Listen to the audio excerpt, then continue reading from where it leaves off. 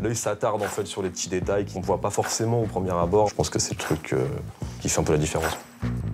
Je m'appelle Nicolas Pierre, je crée des miniatures de bâtiments et d'immeubles de Paris et de banlieue parisienne. Bienvenue dans mon atelier. Bonjour Nicolas. Bonjour.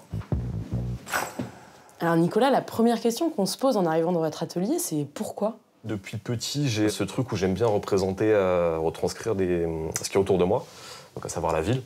J'ai grandi ici à Saint-Ouen où je vis toujours, donc je pense que c'est ce qui m'a toujours le plus inspiré.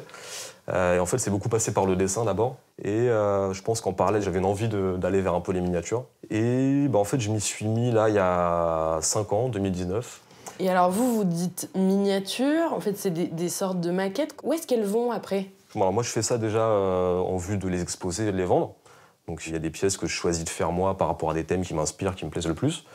Et à côté, on peut aussi me passer des commandes. En général, les gens, ils aiment s'offrir un petit souvenir d'un lieu dans lequel ils ont vécu, ils ont grandi, etc. Et combien ça coûte pour les gens qui vous les commandent? Franchement, ça peut commencer autour de 600-700 et ça peut aller jusqu'à... après, il n'y a pas de limite. Si c'est des énormes projets, s'il y a plusieurs bâtiments, ça va être forcément plus cher, quoi.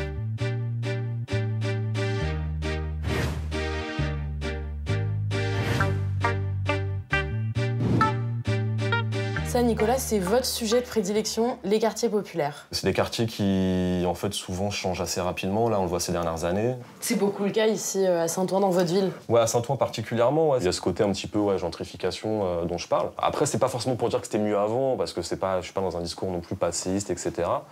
Même si je pense qu'il y a quand même, en vrai, une forme de nostalgie de ces endroits-là, de quand j'étais petit, etc. Donc c'est pour ça que je choisis des bâtiments qui soit vont être démolis, soit ont déjà été démolis.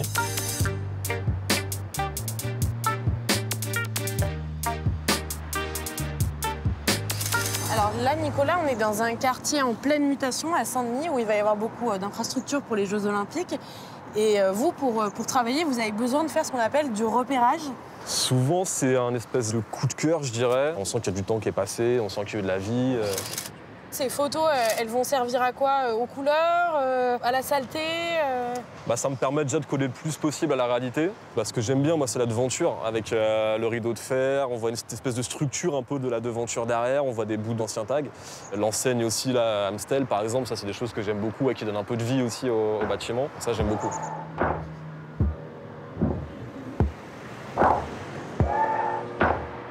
C'est une photo, un instant T, comme une carte postale, et ouais, l'idée de témoigner, en fait, d'archiver en fait, ces bâtiments qui racontent en fait une histoire et puis justement des changements, quoi.